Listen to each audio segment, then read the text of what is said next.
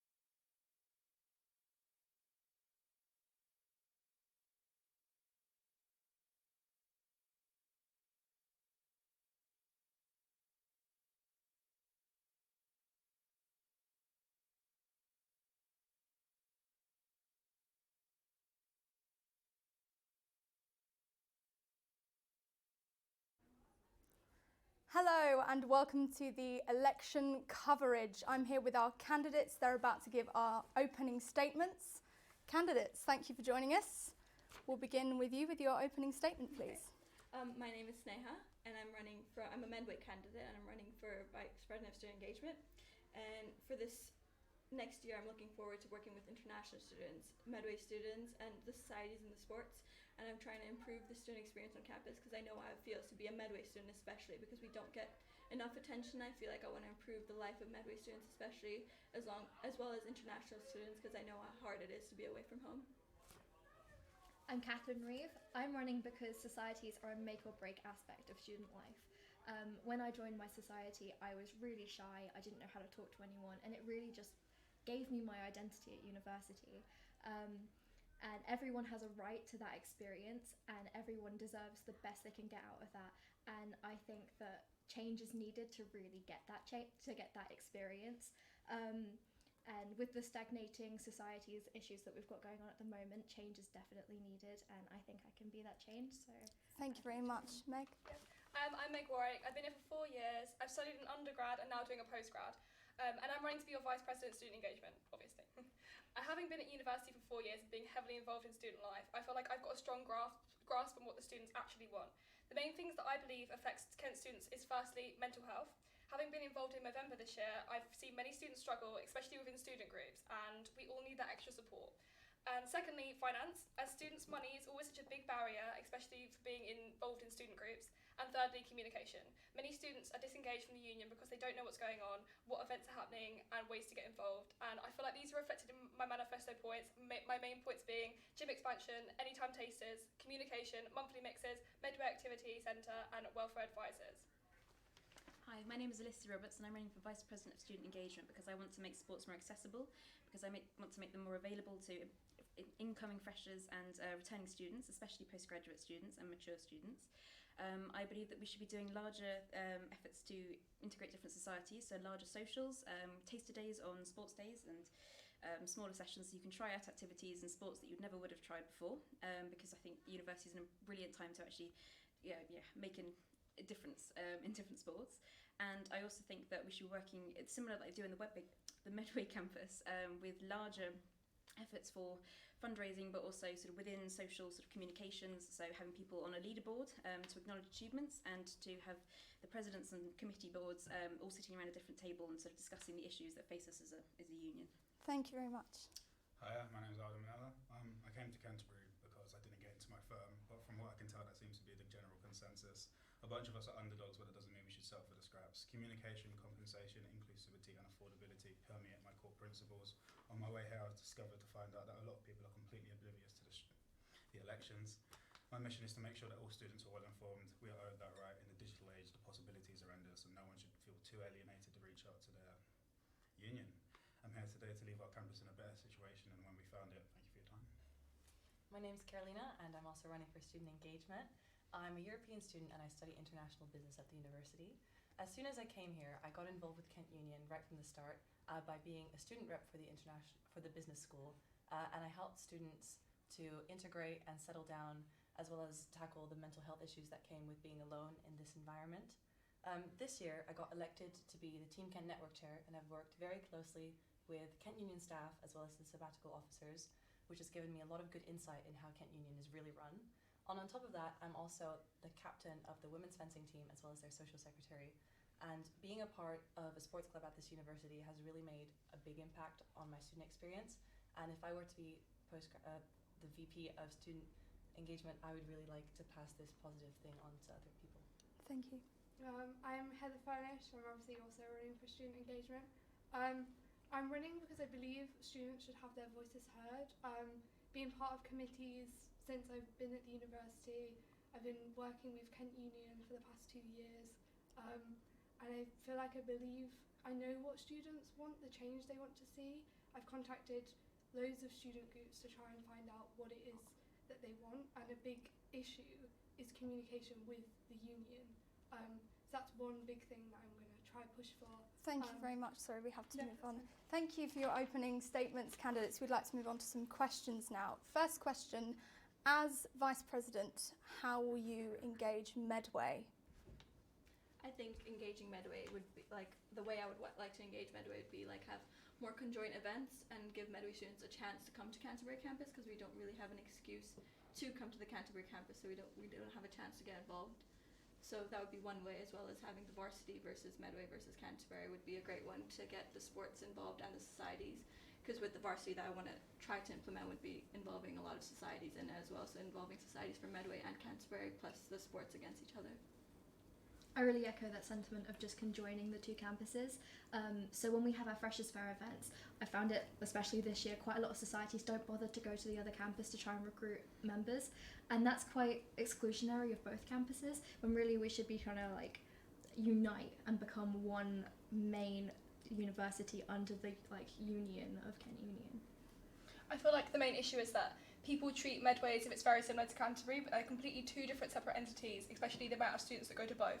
So I feel like the most important thing is to start from scratch with Medway, and to be able to do that is to revamp the facilities that are on offer. So adding in, like I've said in my manifesto, a student activity centre, somewhere that people can go and they don't feel like they always have to come to Canterbury to do things, and there's things in Medway as well they can also be doing. So do you support the community of both campuses coming together, or do you only want to see I definitely separate support entities? the communities coming together, but I do think that some things need to be more, like some things that you go to, you should be at Medway as well, like and they should be able to host their own events also if they wish to do so. Thank you. I agree with having the idea of Medway actually becoming its own sort of social centre and having sports and activities all available there, because there's a very large and diverse community there, and I think it's important to recognise that and appreciate that, you know, within the societies they have. I think that we should have at least sort of perhaps an offshoot of the larger sports that we have here in Canterbury campus. So your large sort of rugby, lacrosse, football, etc., and be able to have that echoed in a different way, perhaps in Medway, with students who are there and important. And yeah, I think it's a really important point. Thank you. Well, for me, it's like kind of just echoing what everyone else has said, but even further than that, one of my manifesto points is about establishing a student voice there. Like, in regards to the actual union, we used to have offices based there, but it just fell apart in the most recent years, and what I really want to do is just rebuild and strive so that their voice is heard at the end of the day. Like, in previous elections, Medway was the deciding factor in who won, and it's really about making sure that they're represented here on campus. For me, what's really important is to make the people in Medway feel special, to give them the recognition that they deserve. So I'd really like to make sure that we can bring them more opportunities to celebrate the diversity that is there and to create a better community. What I think is important from speaking to students in Medway is that they want to feel included. Right now they feel quite disenfranchised from the Canterbury campus itself. So having events both in Canterbury and Medway that others have touched upon that brings students from Canterbury to Medway and vice versa, just to get everyone feeling included. It's a value of Kent Union, and currently students there don't feel that they are part of Canterbury, which is a shame, I think. Thank you very much, candidates. And moving on to sport now, what are your opinions on the new gym memberships, and what will you do to work with those services? I think what Emily has done for next year for having the first years get their free membership and anyone on campus are included in their tuition. I think that's absolutely amazing, but I think we need to take it a step further by having monthly payments, so it's more affordable for students to go by month instead of paying the whole $250 at once. So will you abolish the yearly membership completely just to switch to a monthly membership? No, I think it would be still have the option of having the yearly. Have both at the so same have time. both. Thank you. I think the concept of giving all first years who live on university campus a free full gym membership is maybe a misplacement of this fund that could go towards individuals who've done a lot for the university, who've been volunteering within student groups to bring, such as sports societies, the committee members that work tirelessly to really enrich their experience. That could go to them as a kind of reward for the hours that they've logged on their KSCV volunteering scheme, rather than going to a large body of students who may not even use the gym facilities. I think that the funds and what has been done so far with the memberships is really good, especially for future students to come to this university. But I know there's a lot of dissatisfaction from students who are already members of this university who feel like they've missed out on an opportunity. That's why implementing monthly payments is the way forward. I think that these monthly payments should be able to be cancelled at any time as well, because I feel like a lot of people who are in sports teams might only be using facilities up until March when Bucks ends, or any other tournaments like that. So I feel like this monthly payment scheme is the step forward, but it needs to be like cancelable. And I think that the expansion of the gym is really important as well, because it fits in with the funds, because so many students are going to be using the gym now next year. So I feel like that's why. It's very significant to me to bring more students in, newer students who haven't perhaps had the opportunity to engage in different sports, and so I think a monthly gym membership is excellent. And I also agree with having first years having available memberships, which is something that I feel a lot of my friends felt that they lacked when first arriving at the university, is really important, and definitely a very positive step forward. I think we should actually perhaps be looking into specific societies and how they sort of interact within that. There's a lot of different stages into joining a very large club, for example, pitch time and all of that sort of thing. And I think it's important that we sort of look at the process of that and what's the simplest way, perhaps. So maybe it's one lump sum at a certain time to be able to join a club, instead of saying you do this and then you get your kit here and you do all of this. So I think simplifying the process and just making it as accessible as possible. Once again, just echoing very similar points that have been made. I definitely agree with monthly memberships. As a School of Arts student, we don't have exams, so we have to pay a yearly sum for months that we're no longer in Canterbury for. Even more than that, I feel like we can strive towards a 24-hour gym. I do believe that is something that will take years to implement, but at least in the meantime, we could strive for better opening hours. I mean, closing at 4 or 5 o'clock on the weekends is ridiculous. But yeah, literally most of my points have been said. I think we just have to move to other stuff as well. Like, I understand that there is controversy surrounding whether we should go back on making gym free for everyone who lives on campus, but who wants to stand in the way of progress? I think that's an incredible achievement by Emily, and that's all I really have to say for that in that regard. I also obviously will be very happy to implement a monthly gym membership. because that is definitely necessary to make it more accessible to people. And I think it's a great initiative to have the first years get a free gym membership, because they're the people that will be getting involved in sports clubs and societies, and what we really need at this university is to increase our engagement. But with all this extra money, which is set going to Kent Sport, I think we should definitely push for that money to be spent on facilities that the students really want, so that we are seeing visible changes from this really good new thing. Thank you. Very similar to what everyone else has said, but I think it's really important that the first year students have that starting base to actually meet new people, be given the opportunity to take part in things that they might not have been able to before coming to university. And in terms of the monthly membership, which is obviously the next stage that Emily has suggested forward, is obviously a good step. Having options for students of when they want to pay, how they want to pay. I mean, student life is expensive, so giving students the option of how they're going to do it is definitely a good step, and I think there'll be good things to come. Thank you. So, on to social life. Social life is very important, and making friends was noted as a very important student issue. And why do your policies work best to ensure that social life will be more accessible? We'll start here this time. So one of my really big things is creating this communication platform. Whether it's an extension of SUMS, which is the current system we use, or whether it's a completely new platform where all student groups will be on there, whether that's sports, societies, volunteering groups. It'll be a better way to advertise events, advertise things going on campus. And I think if it's something that all students have access to, it's not something that they have to sign up to themselves. It will give these new students, or even existing students, ways to make new friends, find new circles, new interests. And I think it would be really useful. Thank you. So one of the things that I'd really like to do is put out a weekly calendar of events, just so that students can see all the things that are happening around campus, whether it's sports-related things or societies that are organizing events, whether it's for people that drink or not, just anything really. It's for all the people that are sitting at home and just don't really know what to do with themselves. They can check it out and then go around and find other people who are interested in similar things. And then the other thing I'd really like to do is to do speed dating taster sessions, because a lot of people like numerous sports, but then in the beginning of term they can only really try one or two because they all clash. So by putting a bunch of sports together, people can go around, meet people that have similar interests as well, and be part of bigger communities. Well, two of my manifesto points, I think, address this issue. One of them would be what I call the Auxilium Open Forum, something that the university has sort of been trialling at the moment. Essentially, it's just a platform where everyone can come together, regardless of what society you belong to, regardless of what you do. You will speak with the members of committee, you can speak with members of the union, you can speak with everyone, and it will be just a general point that can reinforce collaboration amongst students. And then my other point is pretty much been hammered home already. It's the sense of just communication. I think at the moment there's so many clashes that go on, and so many just things that are butting heads, and it's really unnecessary. If everyone knew what was happening in advance, we can strive to collectively be a much better communicated union. So I guess that's my point.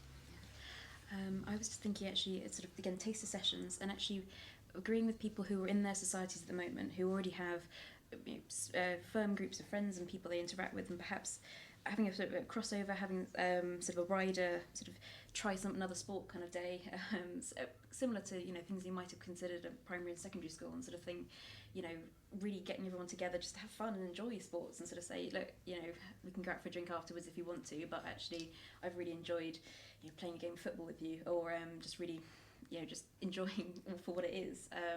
And I think working with, again, freshers and sort of potentially more vulnerable students who perhaps feel a little bit left behind by the union, or left behind by just general student life, including some members on Medway campus. And I think just sort of, targeting isn't perhaps the right word, but, responding to them and sort of saying, look, you're important, and, I want to make events for you, and sort of keep you interactive with events, I think is really important.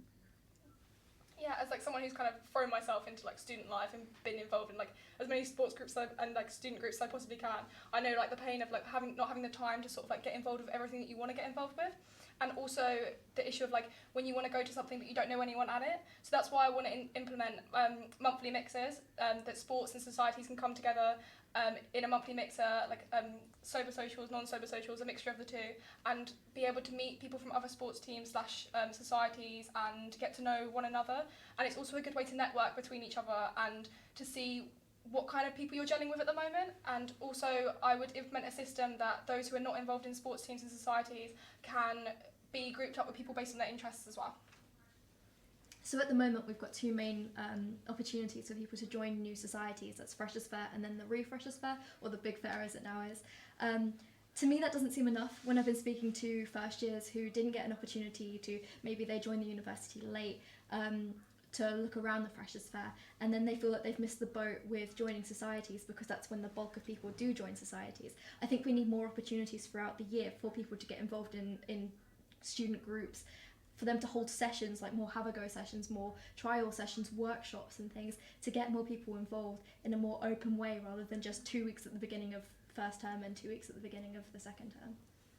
Yeah, I definitely agree with everything that everyone has said, but I think it's also, we have Give It a Go system that works at Medway, and we basically hold events like every weekend or every so, like in the term we have a couple of events that you can pay for, just like the prices will be subsidized, so you can go to like either Thorpe Park, Harry Potter World, or they're like different places that we take you to, and it's just for anyone to come. You just pay on the day, or you pay through our GK Union website, and I think it's a great way to make opportunity, like to make friends, because it's just like you don't have to go with anyone because you know people will be there, so you can always just put yourself out there and just be like, okay, I'm gonna go to this Give It a Go event today. And I think it's great because you don't have any commitments, you don't have to go if you don't want to go, you can go if you want to go. It's a place for you to make friends. And I also think additionally, coming from your point as well, I don't think Freshers Week is enough, because like if you miss that 1 week of your opportunities to make friends and your family that's going to be at university, then you feel like you have no one over here. So the minute that we just give them that 1 week to make friends, like, okay, this is your time to make friends and that's it, everyone gets a bit taken back, like, okay, where do I go from now? So I think it's really important to implement like more icebreaker events throughout like maybe the first month of uni, and then you keep going to like every like week or every month or every 2 weeks you have an event where like people that they don't even have to come if they want to come, but you hold it so people know that this is a safe place for you to come and meet new people. Thank you. Excuse me. How will you, as Vice President, promote inclusivity and ensure people from marginalised backgrounds are included in sports and societies? Starting here. Okay. I think it's just, again, with with the Freshers' Fairs, that's where you just need to encourage everyone as much as possible to get involved. But if you can't do it, then you need to like keep having events to kind of just encourage them to keep going. And students need to know that we're here to listen, and if they do have any issues, that we're always here and our ears are always open for them. Thank you. So without a doubt we need to invest more in accessibility. So again, like with the different taster sessions and things in the Freshers' Fair, if we put money towards allowing sports and societies and student groups to become more accessible and hold particular accessible taster sessions and trial sessions for people who it may not be so easy for them to come along and try things, that would really encourage people to join in with student life. So for example, with my society, we held a accessible taste session, and we've now got one of our biggest numbers of members that we've ever had, because we welcomed in and we spent a lot of money on it, and we researched into it, and we contacted a lot of like student support at the university to reach out to individuals, and it really paid off, and we now have such a diverse group of people in our society, and it's fantastic. And if that could be done throughout the whole university, that is such a great vision. Thank you. I think inclusivity is such a big thing that needs to be implemented more into student groups. I know, like, having been in women's lacrosse, myself and the committee organised a BAME only session for lacrosse, which was so successful, and people felt like they could really get involved in the sport from different backgrounds. I want like more of those kind of sessions throughout the year, that kind of thing. And also within my manifesto, I put how I want to, with expanding the gym, add in another weight room that's a bookable weight room, as well as the weight room that's already there. And with that bookable weight room, every like week or fortnight, I want like diversity only hours, so like people from different backgrounds can go and use the equipment. Like, having spoken to a lot of women who really want to use the weights in the gym, they often feel intimidated to go in there. And I feel like with a bookable weight room where you can use it on your own terms with people you want to use it with, that will help to combat those issues, and then like encourage people to use the normal weight room. And I feel like with that, that's really important in pushing inclusivity within sport and societies. I believe a lot of it is in promotion and actually awareness of which sports and societies are available to you. I think you have to search sometimes, perhaps not necessarily in Freshers Week or the Big Fair, but in your normal sort of daily life, you actually have to sort of hunt down exactly what you might want to do, something that perhaps you wouldn't have considered before, and you sort of feel a little bit, or it's not traditionally a sport that I would have tried, or was a sport that was played at school, and I think that's important to have maybe posters, have people acknowledging, having videos on Instagram or wherever it is. Sort of promoting to discuss and say why you should join, and just sort of show how great a lot of the people are. I mean, it's been really interesting in the course of actually the campaign, just meeting all these new people and sort of hearing what they think about why these things are so significant to them. And I think to sort of really attract new members and sort of people who perhaps wouldn't feel comfortable in just a normal session, sort of walking up and saying, please accept me into your very tight group. I think it's important to really acknowledge that sort of thing. Well, the fact of the matter is, BAM, LGBTQ plus groups, they exist, or they're pushed to the edge of the university. They really are homogenized, and there's a sense of otherization with them, and it's completely unacceptable. I think that one of the biggest things we can strive to do is really create a platform whereby everyone is equal, everyone can express themselves on that mostly, and then that will just engage with people in general, and it'll really hammer home the fact that no one society is better than the other because there are more members or because they have more funding. It really just promotes that, look, we're all here, we're all under the UKC banner. It doesn't matter what your colour, your creed is, what your preferences are as an individual. You can do whatever you want. That's something that should have been hammered home from the start, and it's not something that should be just addressed now. Absolutely, I agree with all of the points that have been mentioned so far. It's really wonderful to hear that. I think the key thing is just that we have to celebrate diversity anytime we can. And one of the things I really love is the Cultural Food Festival. It brings so many people together from all these different backgrounds, and we really appreciate each other. So that's definitely something that I'd be looking at introducing to Medway, just so they can do that there as well. And then obviously in the promotion of all the sports clubs and all the events that they have, to really push for more accessibility, because that's been a big thing. And then once you get those people joining the clubs and societies, what I'd really like to push for is well-trained welfare officers who then can continuously support the people who maybe do feel like they are marginalised, in order to make sure that they stay in the societies and really do enjoy their student experiences. Building on what everyone else has said, obviously we need to create times and events that actually people are interested in going to and they feel safe and that they believe it is within their interests. And so I think that with having different events, you could,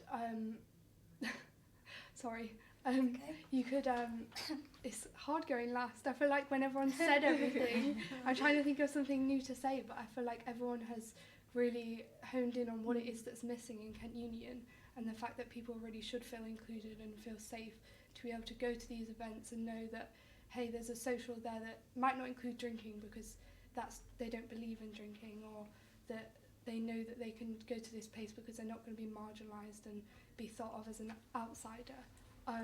I think it's just creating a space where all groups come together more and we're more of a tight-knit community. I think there's quite a lot of distinction between sports groups, societies, community action. I think we need to bring them all together and have events where all groups join together, like say 3 different ones. Like you've got Canterbury Outreach, say you have cheer, you might have like an academic event a group involved with that, just because then that brings different people together who might not have met, and it would make the community seem more cohesive, I think. Thank you. Our next question comes in from one of our social media channels, and it's simply, have you ever visited the Medway campus? We'll start here.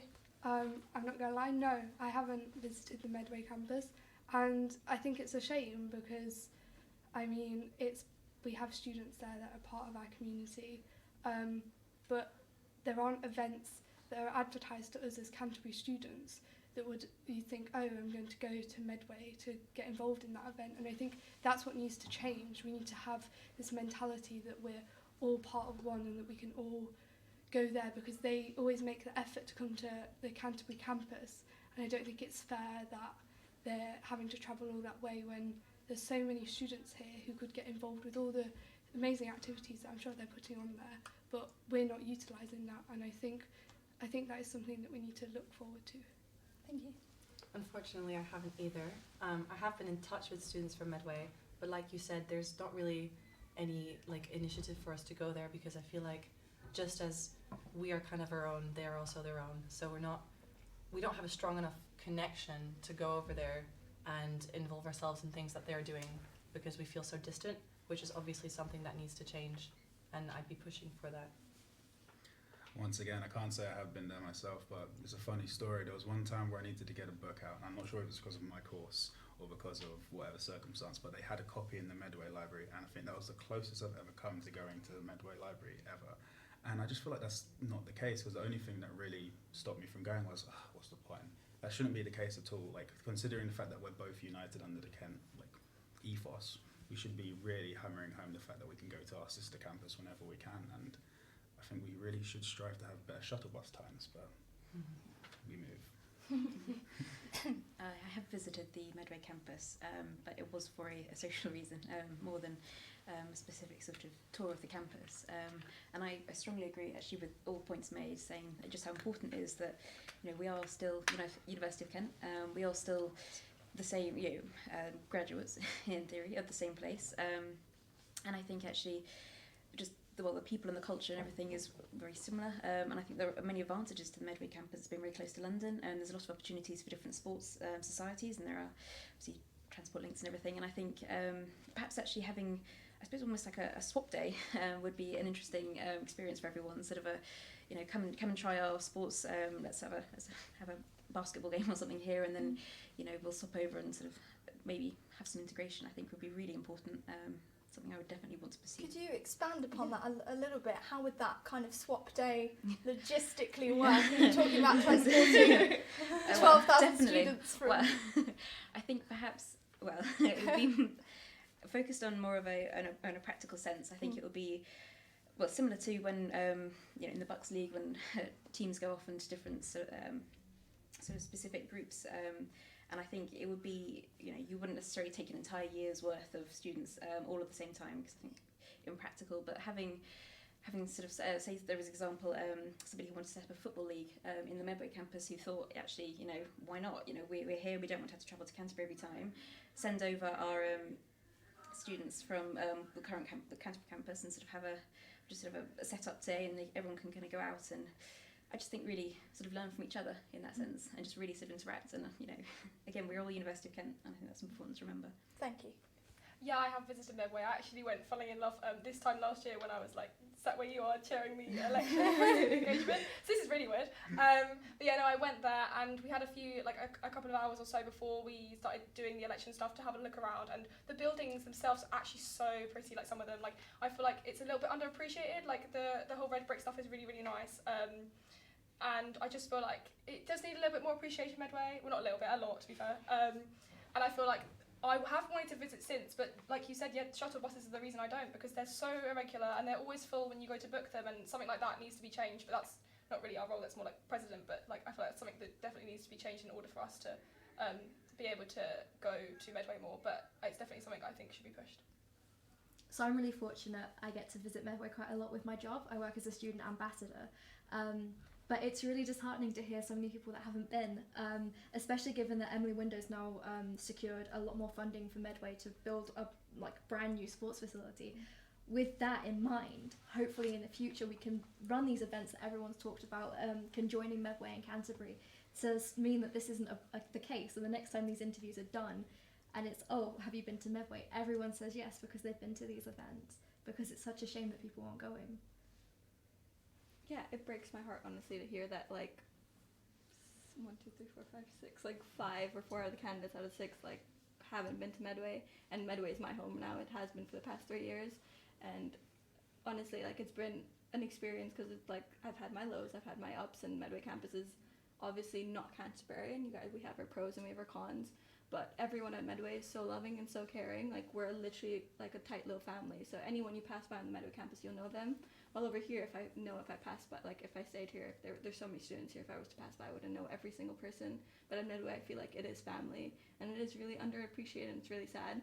But that's why I'm here, because I want it to change for Medway, and I want us to be appreciated more, because technically we are one, and I want us to act like one. So coming from Medway, how will you work with the Canterbury campus? I think working with Canterbury campus is going to be really important, because we can host events here for Medway students to come and experience the Canterbury campus, because they don't really get, I feel like Medway students don't feel like they get the typical university experience, quote unquote. So giving them the experience to come to Canterbury, giving them chances, be like, okay, come to Canterbury for this event. It's for like Medway students where they can meet Canterbury students. I think that'd be great, like on like maybe similar courses or similar like sports, like football teams that can come together and just have like as you were saying as well, just get along kind of thing. I think that would be great. Thank you. How will each of you work with the postgraduate officer to promote the postgraduate experience? We'll start here again. So obviously, like, inclusivity is really important, and postgraduate students are often neglected, hence why the new role was started this year. I think it's important to recognise that postgraduate students have different interests. They probably have very similar interests to us. I mean, you're doing a master's, so you'd know. But I think it's important that we bring that into our role of student engagement, because we're getting involved with all the different student groups, and if their voice isn't heard and their opinion and their interests, then again we're just missing out on a whole part of the population of students here. Just as Medway feel like they're not being included, we need to make sure that postgraduate students feel like they're being included as well. I feel like with master's students and PhD students, it's really important to pick the right times to do events, because obviously sometimes they've got just busy days, and if you schedule something in the middle of the day, they just won't be able to attend no matter how great the event is. So it's really about reaching out to them, asking them really what they want, what they feel like is right for them, and then organising events based on that. So it's just about finding the right way to reach out to them, which is a struggle, which is why engagement is a bit of a struggle sometimes, because I feel like there's so many different platforms that Kent Union's using, and they may or may not be using the right ones, because I feel like they're just not really in the loop with what the students are doing and how they're communicating. So if we can find out the way to reach out to postgrads, we can definitely get them more involved. Thank you. It's just reinforcing the sense that we're all the same. It's like, I feel like postgrads, as well as loads of other groups in this uni, they felt like an afterthought, and it shouldn't be the case at all. Like, a lot of the time they pay a lot more than the undergrads, and they have a more of a sense of being here, and it shouldn't feel like an afterthought at all. Yeah, I guess that's all I really have to hammer home in that regard. But Thank you. I think flexibility is a really important factor in postgraduate sort of engagement. I think very busy lives. There's a lot going on, particularly in 1 year of a master's, or if you're here for a longer stretch of time for it as a PhD. It's hard to imagine, going with 18-year-olds on a night out. I'm sure I can imagine it'd be a slightly jarring experience for them. But I think actually just acknowledging that fact and saying, look, how you're reaching out and saying, look, what sports do you want to be doing? What's important to you to be able to, to really get you involved in sports? I mean, you might have played football for 5 years before you came here, and then you suddenly realise, hang on, I've got a lot of seminars in one day or whatever it is, and it just doesn't feel quite like you can make the time anymore. Sort of how can we help as the union and actually be able to represent you, and how can we actually sort of support that and say, within sort of general sort of gym membership or within scheduling matches, etc. Thank you. Just to interrupt quickly, we just need a note to our audience that we're not going to be taking any more questions from our social media platform now. We're only going to be doing 2 more questions from social media, so we're completely closed for answers. Thank you.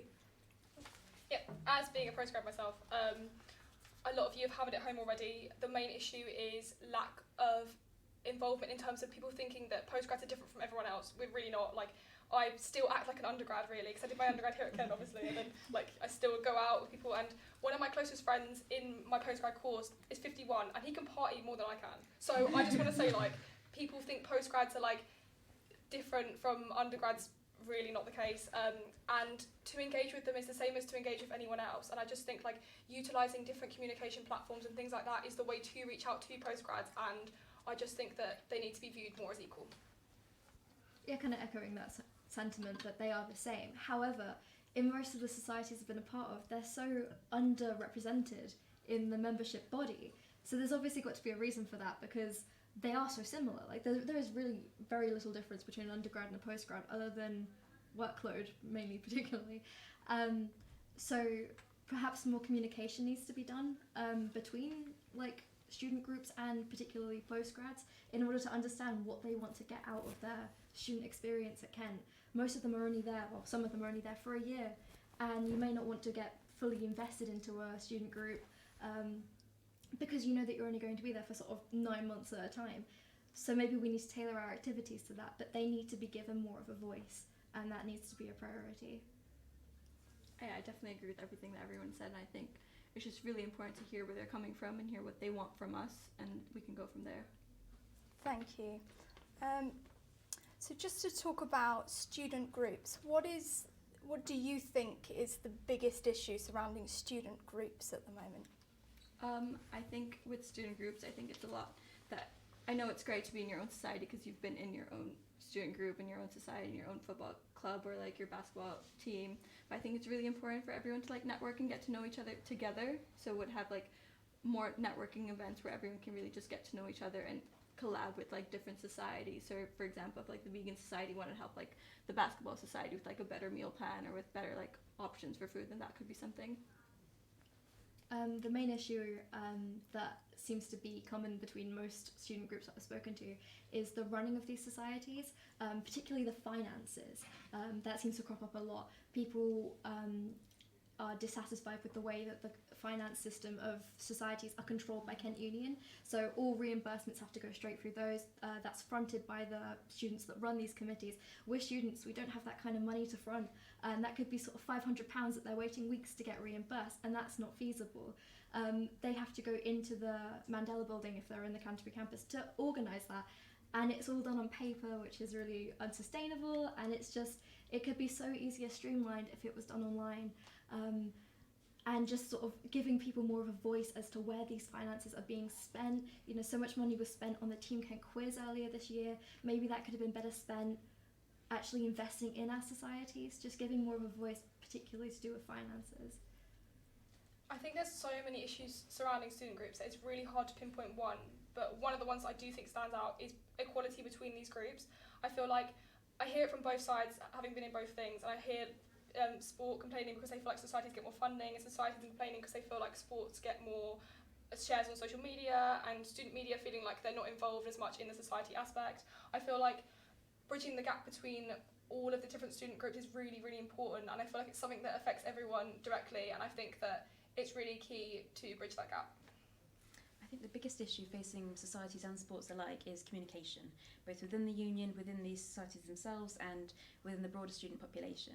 I did a survey briefly when I was first nominating myself, and the single biggest thing was communication within the union. There was a lot of, and there's been a lot of updates and sort of unilateral decisions that a lot of societies feel that are perhaps not right, or didn't feel that it was within the best interest of their society. And I think having a sort of either a sit-down discussion or just a weekly email sort of say this is what's going on, even if it can't be, not everyone's going to be happy, unfortunately, but actually actively trying to make, for the best for everyone, to say it's important for academic societies to feel acknowledged on social media, and to say you are heard and you're important, and you're valuable as part of our Kent experience, and for sports to be able to say yes, we are getting the funding that we desperately need for equipment or for space or for time or whatever it is, and just really opening up that communication and saying, we value you and you're part of us. Well, this is why I'm really lobbying for the auxilium, which means society in ancient Greek. So yeah, I read the Percy Jackson books, but nonetheless, the fact that I really want to communicate, and just because at the end of the day, I don't care whether it's a big table with every chair or committee member on it, everyone needs to be communicating, and there needs to be a lot more collaboration between societies. As an impartial perspective, the only time I see societies come together is for a joint social venue. At the end of the day, it's not about that. I think all of us need to come together and realise that it's not us versus another group of people, it's all of us for Kent. So could you expand upon that a little bit? Are you talking about almost having like a big conference of societies in a way? How would that work? Precisely that. It's just, I don't care whether it's going to be bi-monthly or monthly. I understand everyone has their own commitments. Like a lot of the time people seem to put too much emphasis on committee because they have so much stuff going on. But I think that we can at least come together bi-monthly, once a month, and we can really just get to know each other. I feel like a lot of the time, a lot of the issues in Kent stem from the fact that you don't know who to talk to, and you don't know who's in power or even who is the appropriate person to talk to. So if every society knew every chair, and if every chair knew every committee member, then it wouldn't be a case, there wouldn't be a problem at all. Everyone would be communicating, and we wouldn't necessarily need the auxilium in the end because it would all be serving. So it's just about kickstarting it, I reckon. Thank you. I think for me, the two biggest things that societies have brought up was communication and finance, which kind of falls under transparency. One of my main manifesto points is to hold, like you said, regular meetings with presidents. Because earlier in term one, there was a Team Kent networking night where all the committees from sports clubs came together and basically just complained about all the problems they had. But then that was kind of the only event that happened. Nothing else has really come from that. So if we were to do something maybe every other week, every month, where you get all the presidents to come together, where they can voice their concerns, because sometimes maybe they feel like they can't tell their problems to people in their committee because they feel like they need to save face, or no one really understands the pressures, where they can just come together and talk about all the things that are going wrong and need to change, and the union can explain the decisions they're making, or maybe even before they're making decisions, run them by the students who are the ones that are being affected by decisions. That way anything in terms of communication and finance can be more transparent and people are kept in the loop with what's happening. And yes, of course, people will always be annoyed with decisions, but that way at least people know what's happening before it happens rather than after the fact. What I think is great to see is we're all on the same page. We've all spoken to the groups and we know exactly what the issues are. Like communication from all student groups that I've spoken to is the number one issue. I mean, there's obviously a multitude of other issues that they want to get solved, but at the end of the day, if we can't communicate between our groups, if we can't communicate just as students with the union, then it's never going to be effective. So without that change, I don't think it's going to work as well as it should. And I think, echoed in what everyone else has said, I mean, that's what we need to be working towards, is that community that we should have. We're not quite there, but I think we can get there. Yeah. So we've talked a lot about students within the sport network of Kent. What about those students who don't engage in sport at all? They have no interest in playing any kinds of sport or going to the gym. How will you as officers work to engage them still in the community? Starting here. So obviously currently we have like loads of different events that go on campus. There's alpacas at some Just going to point. interrupt just to remind everyone just to be a little bit quicker and concise because we're under a time. Thank you. So sorry. obviously there's loads of different activities and events that go on campus, and I don't think there's enough of them that aren't centred around sport. I mean, we've got an event going on Thursday to do with talking about mental health issues and things like that, and I think it's important that we have events that go on that can include groups that don't want to take part in sport and have other interests, and it's just about making those events more frequent and giving them the voice and the platform that they deserve. So this is where my weekly calendar of events would come in. We'd be able to put all the activities on there that are non-sports related as well as sports related, so that people can find what they're interested in. And for those people who don't like sports, luckily we have so many societies on campus who all host really great events. And if we put them out there for people to see, like, we really need to put it out there more, because sometimes people just don't really go out of their way to find them themselves. But if it's very clear, this is what's happening, there's something for pretty much any interest, then we can get non-engaged student engaged. It's an excellent question. I think it's the reason why student engagement was changed from sports committee member to student engagement. I think literally everything that's already been said, and going with just a general newsletter would be an incredible idea. Just you got to remember the fact that everyone is here and they all need to be catered to accordingly, and we do have to respect some individuals who maybe just do want to be left alone and don't want to get involved in anything. But at the same time, I completely agree. If we were aware of what's going on, then it wouldn't be a problem. I think that it's important to actually have larger society sort of wide events. So having quite niche societies, you have smaller things, a baking society or a book club or whatever it is, and just being able to actually really, meet the big sort of, or perhaps the sort of the geographical ones, and sort of actually have people who never have met before, never met on their course, never met on, where they're living on first year on campus, and just to really sort of just have a chat and have an interaction, and not necessarily feel obliged to sign up and sort of say, I'm going to be here every single week, but have the opportunity maybe once a month to go out and just have a cup of tea or have a drink, or just sort of really broaden and just really engage everyone as much as you possibly can, without perhaps the obligations of needing to have to sort of sign up to a lot of different things and sort of sign on the dotted line, kind of say, I will definitely really, I think a lot of people find that very overwhelming, especially very, very early on, and you're on about 5 different mailing lists because you've just gone around the freshers fair, and sort of, you really need to, maybe just feel sort of included, but not overwhelmed. I think it's the... I feel like the main thing that should be pushed towards students is opportunities. I feel like, from my own personal experience, like in my first year, I felt disengaged and I was always scared to be that person to walk into a room of people that I didn't know.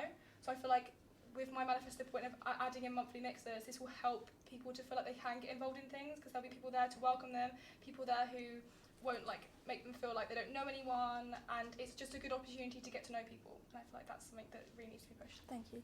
So everyone has the right to get involved, and it's true, sports are really pushed a lot more than societies and other groups within the university, but there's such a wide variety that there's no reason that everyone should be able to get involved. Like, there is something for everyone, and if there isn't, they can start them. So we need to push that idea to people more, because at the moment it's very sports centric. Obviously I'm a sports person myself, so I'm kind of biased, but it's true that there is this real disparity in the way that sports are pushed way more than other societies on campus, and that needs to change.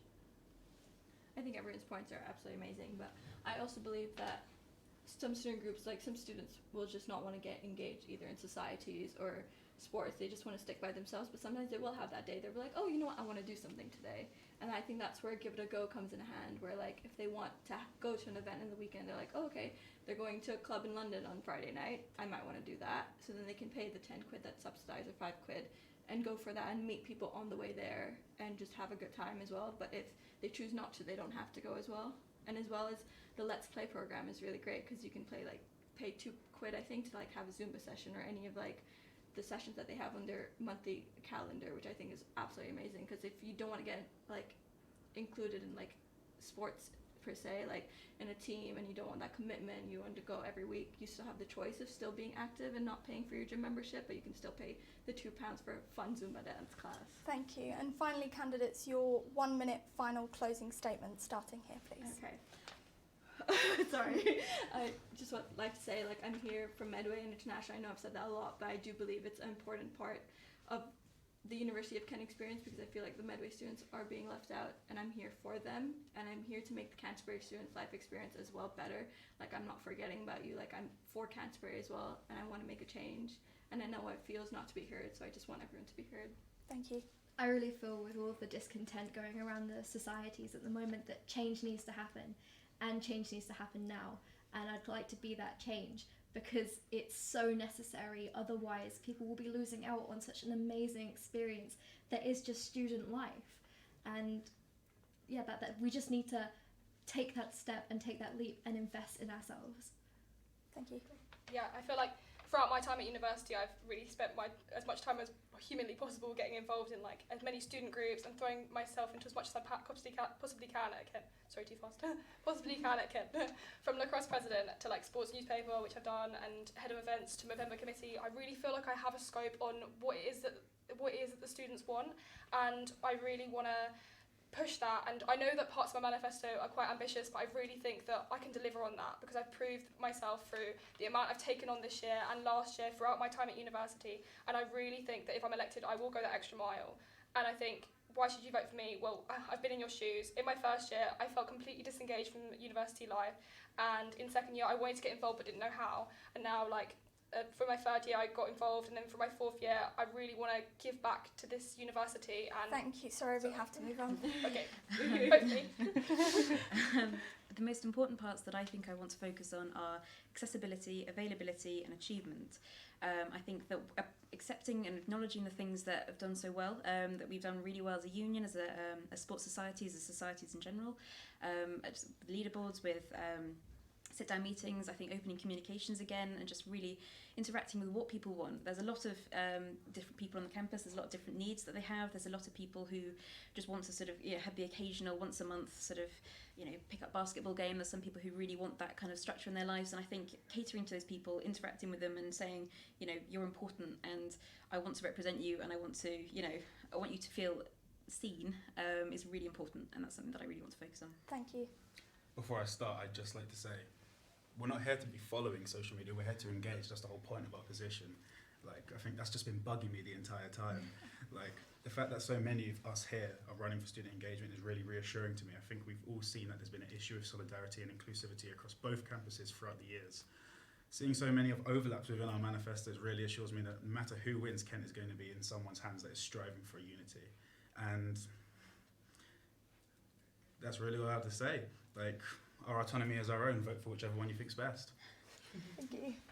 So over these past 2 years, and especially during this very short campaign period, I've spoken to so many students and student groups and about their problems and goals, and I just want to make sure that everyone knows that I'm 100% here for the students. I really want to ensure that whatever is happening next year is being pushed for by the students and is being done in their best interest, and that people's voices are being heard and that people feel like their voices are being heard is key to me. So I'd love people's support in order to be able to drive the changes. Very similar to everybody else. I mean, we've all got very similar interests. I think whoever wins will do a very good job. And I would like to be that change. I think that my background from coming from different groups, working within Kent Union itself, I think I've understood different aspects which others might not have realised. And I think we really should be striving to bring all groups together. And I think my main manifesto point of my communication platform really would bring that together for all students, no matter where you're from, which campus you're from. So that's why I think you should vote for me. Thank you. I'd like to thank all of our candidates for joining us today. Please don't forget to vote when voting ends on the 17th of February. That's all from us at KTV.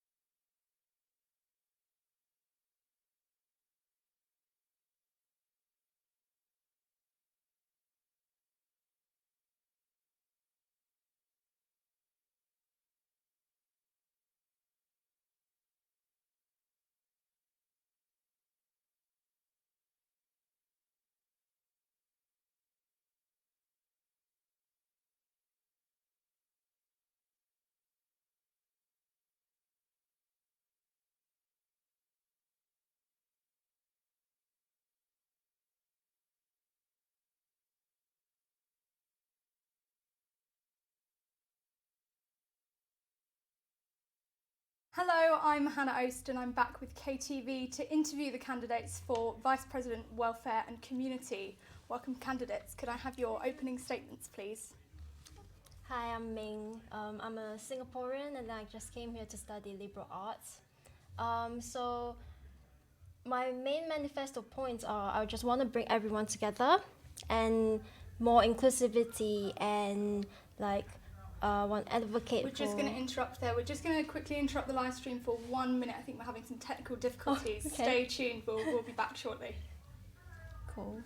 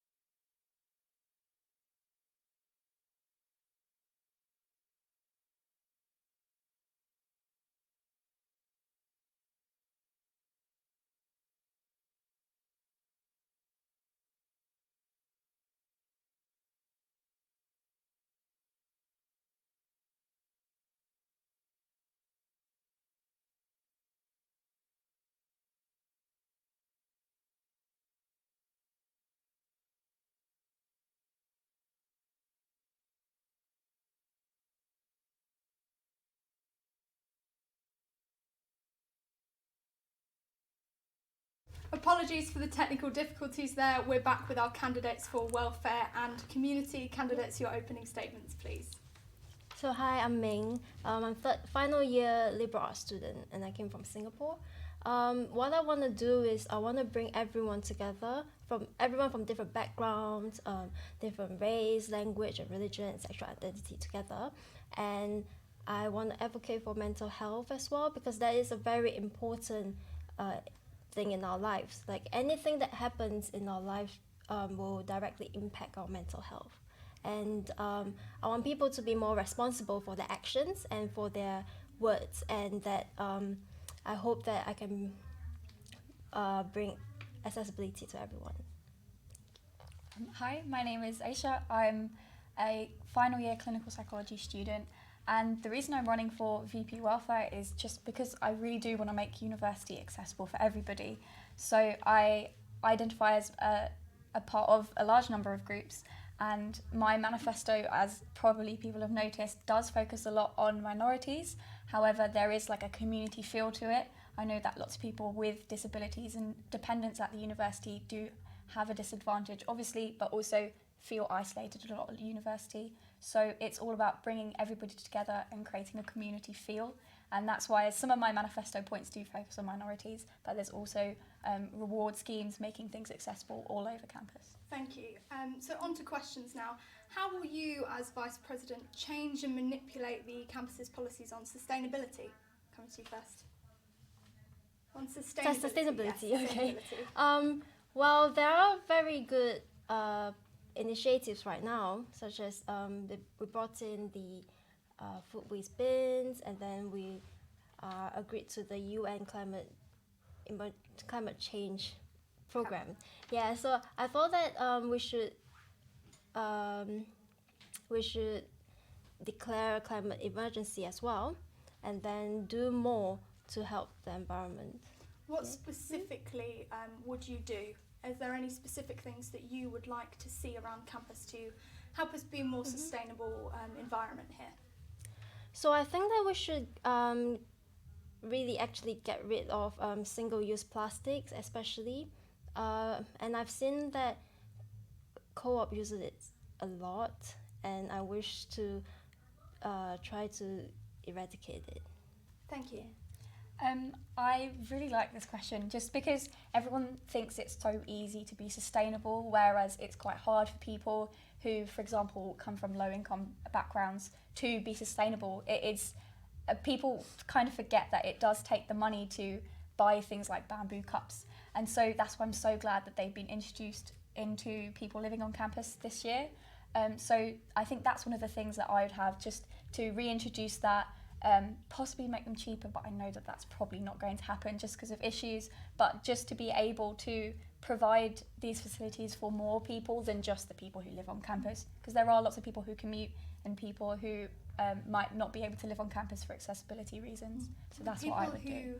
Who do commute, obviously we have the buses here which are eco-friendly, but the campus shuttle bus obviously isn't. Some people do commute. Is there anything with commuting, not just from Medway but in the surrounding environment, is there anything do you think that the campus can do to help that be a little bit more eco-friendly? In regards to commuting, To commuting, yeah. Maybe walking. Are there any schemes that we could do with regards? It's quite a bike-friendly place, Canterbury. But you don't see a lot of that in the Canterbury campus. So is there anything? Well, I think that one of the challenges that our campus is on a hill, and it's very, very tiring to. I mean, I've seen people cycle, and I applaud them for it. But for me, I tend to walk more. But I found that some walk pavements are more muddy, and then when it's raining and stuff, we wouldn't want to walk through the mud just to go to campus. Yeah, so maybe that is one thing we can focus on. Just repaving the pavements, or maybe not repaving pavements, but more of like put more stones on them to make people able to walk on them without getting mud on them. Okay, yeah. Thank you. I know that many people who have physical disabilities get free bus passes, and that's actually one of the things I wanted to bring up, just because lots of the drivers in the area don't know about them, and so many people will go on the bus and show their passes but end up having to pay anyway because people aren't aware of the scheme.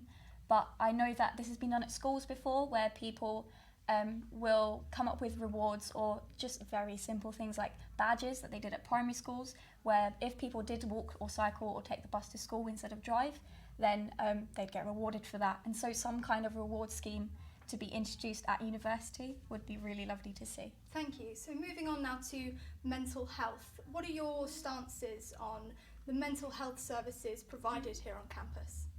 It's great. There are a lot of mental health facilities available and a lot of services, and we can use like apps such as Headspace, Calm, and there was that Big White Wall initiative that I really like as well. So what I found was that we only have 5 sessions per year, which is a bit lacking because some people told me that they thought it would be better if we have more, because sometimes they couldn't access other services outside of campus. By sessions, what do you mean by this? That's the counselling sessions. Counselling? Yeah. So each student only has access to 5, did you say? Yeah, on campus 5 per year. 5 per year, Yeah. so you'd look at increasing the number of sessions that Yeah, people and can then gain access to. Yeah, increasing. So make it 5 per term and have a analysis in between to see what really is, because sometimes it changes. So with the analysis and report, you can tell that what's more suited to help you. Thank you. There are a lot of things available on campus, and services such as the University Wellbeing Services. They do emergency crisis drop-in sessions where you can just come in, put your name down and be seen. And obviously Nightline is a big one that we have, but there isn't a lot of engagement with them. And I think one of the reasons for that is there's just not enough campaigning for wellbeing awareness. And so I know that Josh Frost is running for union president. He's mentioned the mental health dogs and how they only come in maybe once a month.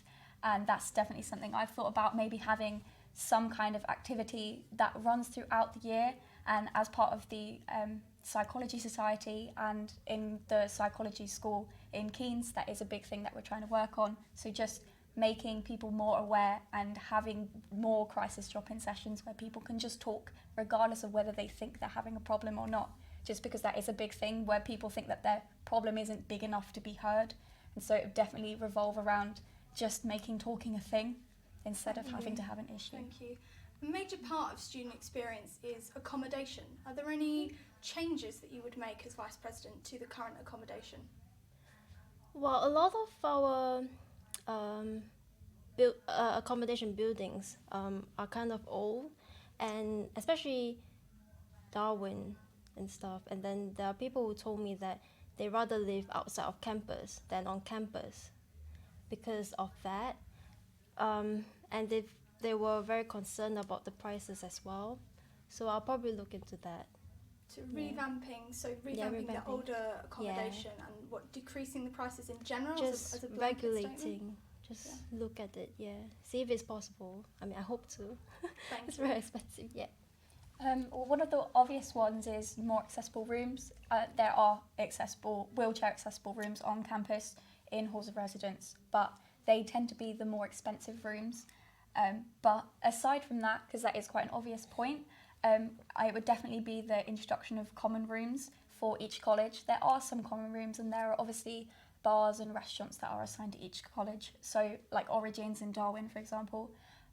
But for people who do have sensory issues, that is something that to be aware of, just because they are quite loud and busy and there's always music playing in them. So it would be really nice to be able to just have a room where people can go and talk to people instead of it having to be somewhere where you spend money and drink and eat and play music and things like that. So that would definitely be it. Thank you. What would you do to uphold the equality, diversity and inclusivity within the student community?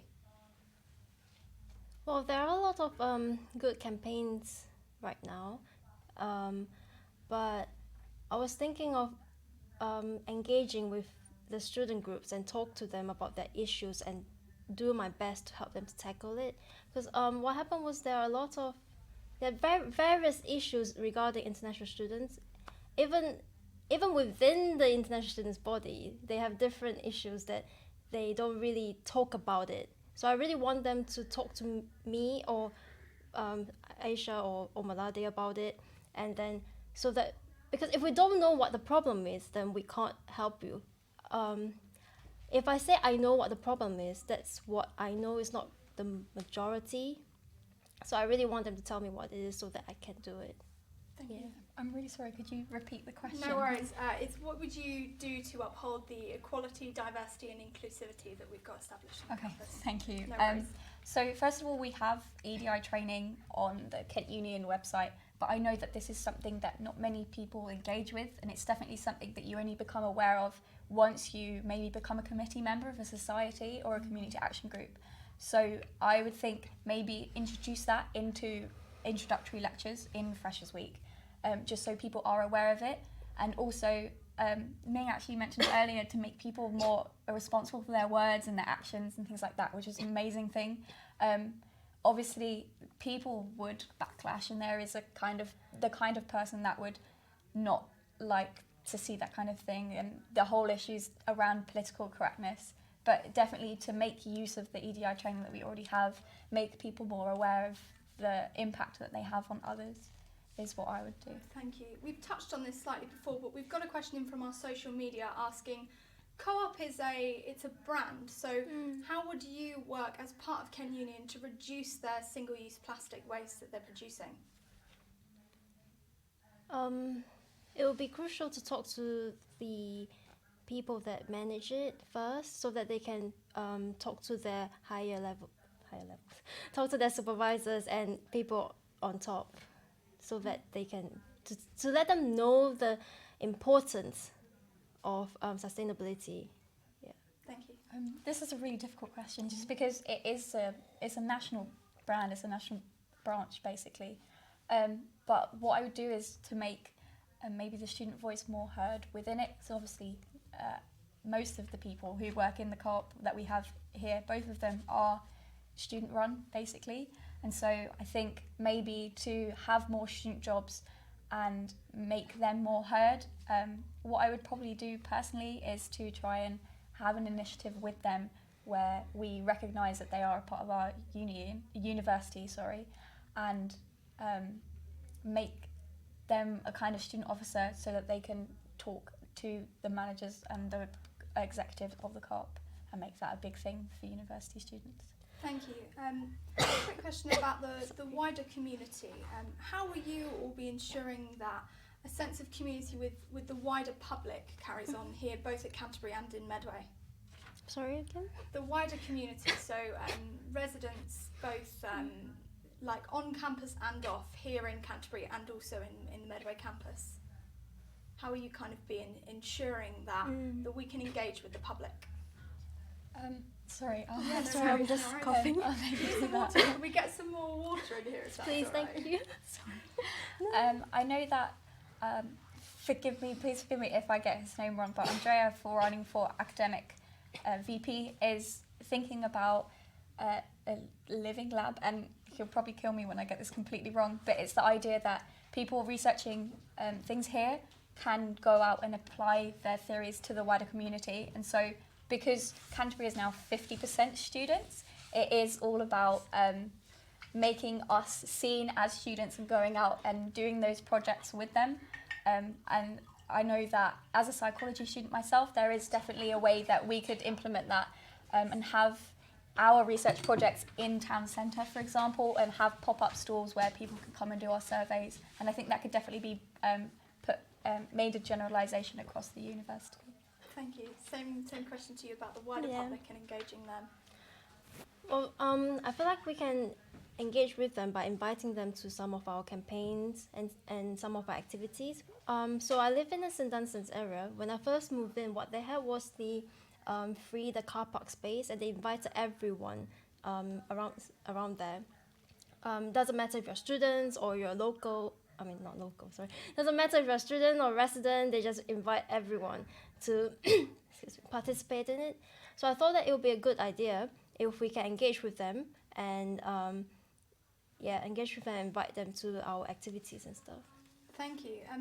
What will you do as candidates to address the high cost of living here at the University of Kent and the impact that has on student experience in general? Coming to you first. That is a very good question. I think it is definitely an issue with the area rather than just an issue of the university. I think maybe the fact that it's not only first year students, but it's more encouraged that first year students will live on campus. That does create a kind of aura of it makes things more expensive because not that many people are living in halls of residence. But I think to kind of reduce the cost of living, I think make it reimbursements somewhere else. So if we are living on campus and it is going to be expensive, then have kind of perks of that. So but there is obviously the free membership that's being introduced next academic year, but just small things that could possibly be implemented. Thank you. Sorry, and building on what you said, also like not only because the cost of living is really high, right? And I felt that to do that we have to educate them more on budgeting and stuff, and because correct me if I'm wrong, but if you're a local student, you do get maintenance loans if you apply for them, right? And it comes in a lump sum. Correct, yeah. So I know friends who just spend them all not immediately, but they spent so much on them in the first few weeks that they had nothing left at the end, and they don't really educate themselves on financing that much. And even if there are advice on financing, which Amolade has done, they still don't do it. So I think it would be a good initiative. It would be good if we are able to put it out there more for people to know about it. I love that idea. Thank you. We've had a question in from our social media asking how you would engage with students from different backgrounds, particularly mature students and also postgraduate students. Just coming to you first. So there has been a lot of talk in the last debate about postgraduate students and how different they supposedly are to undergraduate students. However, I feel like it is a case of just making more of a community feel, which is obviously very, very difficult. But my manifesto kind of just talks about a reward scheme for recycling, which seems really stupid, but it's just kind of bringing people together. And so I think I would definitely work a lot more with whoever becomes VP for student engagement and the union president in the future to kind of come up with activities for people to get together, and definitely with more well-being activities throughout the year that brings people into a community feel. But as a member of lots of identity groups, it's great that we get to identify ourselves how we want, but it's all about identifying ourselves as Kent students, not just a member of a disabled group or a person of colour or an LGBT plus member. It's all about being a member of the university, and that's how I want to identify everyone. Sorry, can you repeat your question No again? worries. It was about engaging different backgrounds of students, specifically mature students and postgraduate students. So for postgraduate students and mature students,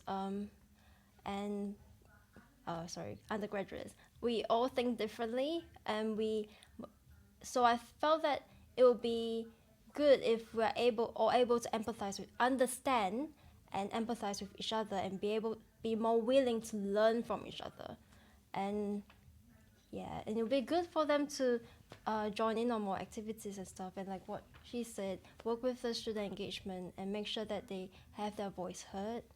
Thank you. Yeah. So we've talked about the high cost of living on campus, and something quite prominent about like living costs is to do with food banks. How would you work to develop the food banks that we already have established?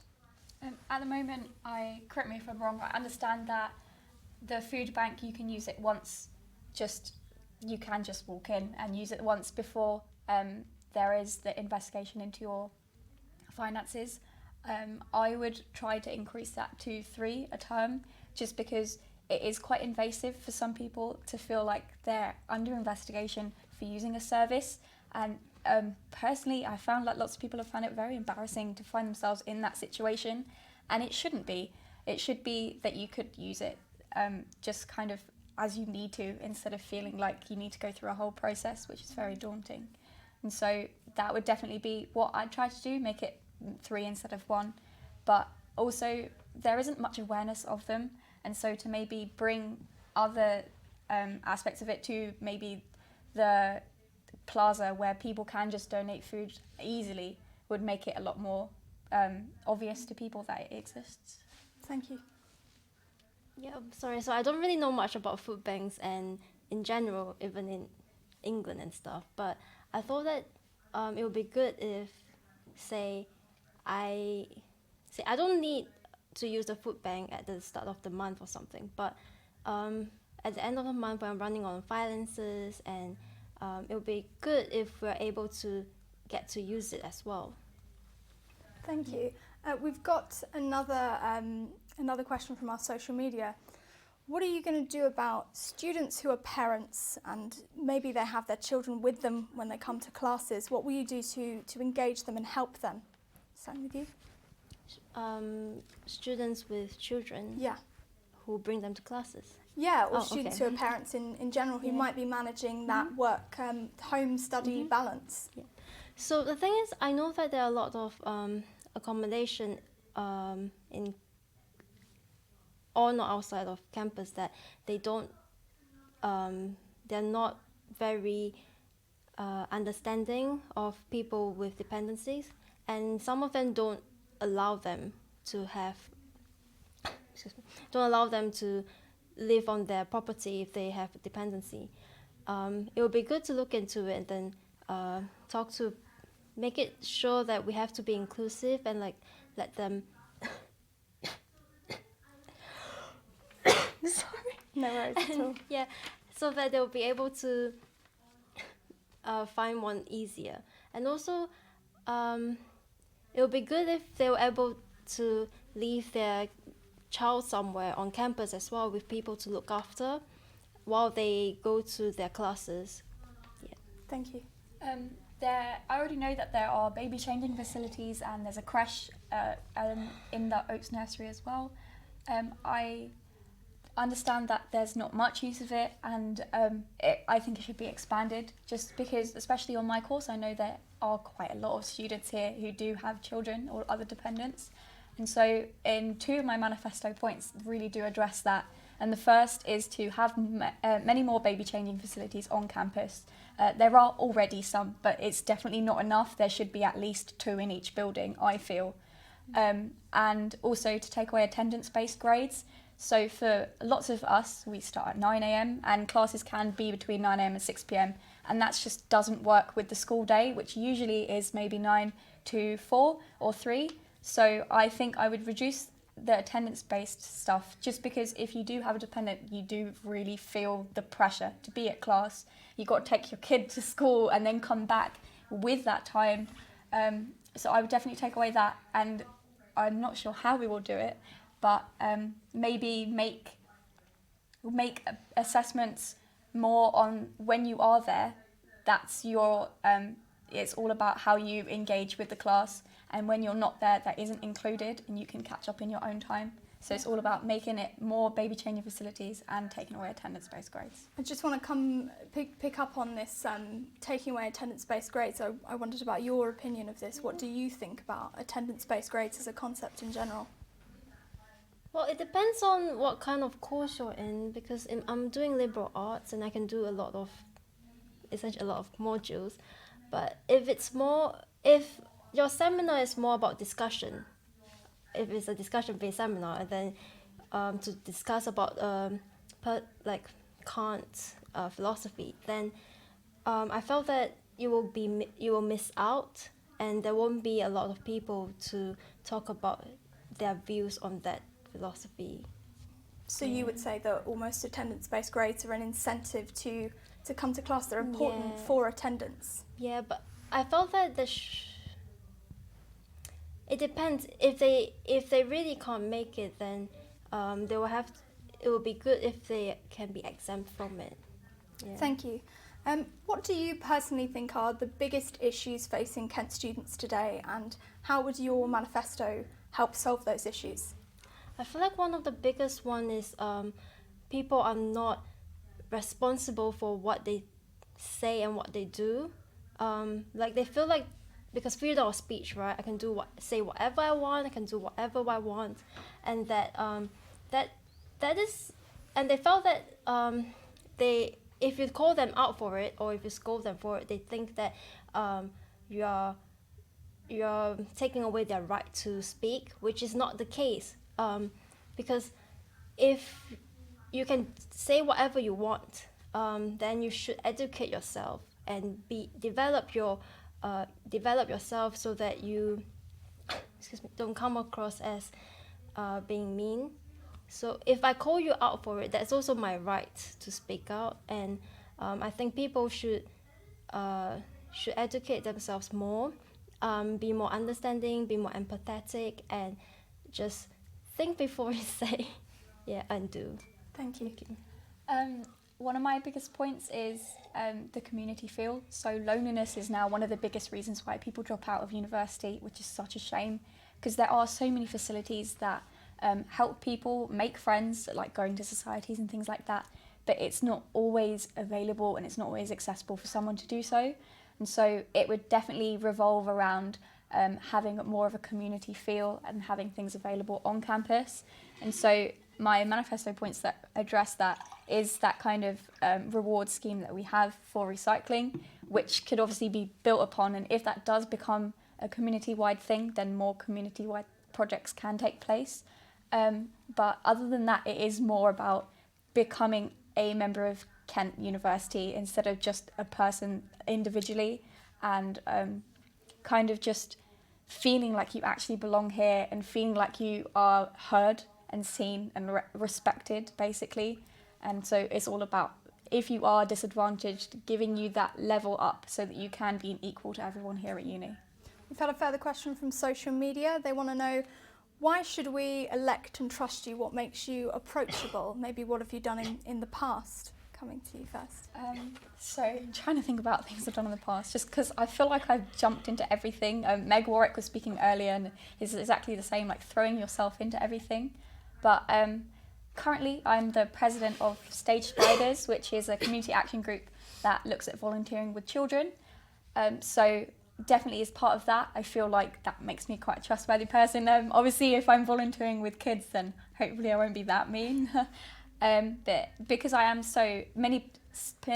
I'm part of so many societies and action groups and things like that, and sports even, it makes me quite easy to talk to, I think. And I know I've been talking a lot, but I hope that other people think I'm actually nice. You are. Coming to you. So, No worries. Take your time. so like I felt that because I was the part of the committee that organized Without Us campaign, where we stood in solidarity with international students and to campaign for better visa conditions and post-study work visa. And when I was doing that, I was able to talk to a lot of people, and they would tell me about their suffering's not a good word here, but they would tell me about the things that they want to see change, and like I was a student rep as well for liberal arts last year, and I was able to talk to people to see how they want to see liberal arts change, and like and some of the things we have some of the things that they said make sense, and they told me like they told me how it would be better if there is a more accepting because liberal arts is a small course in Polar Art, and sometimes we felt left out as well by Polar Art, and I told them that it doesn't really matter as long as we feel that we are part of them, we keep engaging with them. Thank you. Just a quick note to our viewers, we are wrapping up soon, so if you have any more questions for our candidates, please do get them in on social media and I can read them out here. Moving on, welfare is arguably quite a broad sector of the Vice Presidency. How will you prioritise aspects of your manifesto and do things according to time? Coming to you first. So my campaign is all about making university accessible for all, and so it is kind of, obviously everybody does experience issues, but it's more about respecting and understanding the fact that even if something doesn't directly affect you, if you're not someone who's disabled, or maybe you're not a person of colour, or you personally don't feel like you're isolated at university at all, there will always come a time where that could affect you. You may become isolated yourself, become disabled, or even find a friend or someone, become close with someone who experiences these issues. So it's kind of all about making people aware of things and how it impacts people's lives, especially like the respect aspect that you mentioned earlier of understanding the impact that you have. And so I think that's the main thing that I'd focus on, just accessibility and how people can engage with the facilities we have already at the university. Thank you. Anything to add at all? Yeah, building on is other than accessibility, there's also the part where we have to focus on our mental well-being as well, because that's one of the, it's like a subconscious, whatever we do, like I said, sorry, I kept repeating, whatever we do and whatever other people do to us, or not even to us, just whatever other people do, it just directly impacts our mental health. And like what she said, accessibility is one of the main reasons as well. Yeah. Thank you. Moving on to our closing statements. Coming to you first. Oh, hey, so I'm Ming, and I want to build a more inclusive society where we get everyone together, and where everyone, even though we have a same starting point, I wish to equip everyone with things that help them to be at that starting point with the same people. Thank you. Hi, so I've said this about a million times, but I really mean it. University should be accessible for everybody, and I really want it to be. Everyone should have the right to be respected, be seen, and be heard. And it's great that we live in a world where we can identify as how we want to be, and it's definitely a personal thing, but it's all about bringing us all together. And obviously those are very big aspects of our lives and our identity, but university is a lifestyle choice. We come here for 3 years, maybe less, maybe more for some people, but that's a really long time to be living here. And so it's all about giving us the equality that we have, that we should have in the first place. and bringing us together and making it a safe place for everybody. Thank you very much. I'd like to thank our candidates, and I'd like to thank Kent Union. Do tune in to see us when we next go live. We're going live with more debates on the 13th of February. Please do visit www.kenttelevision.com to see when we go live. That's all from us today.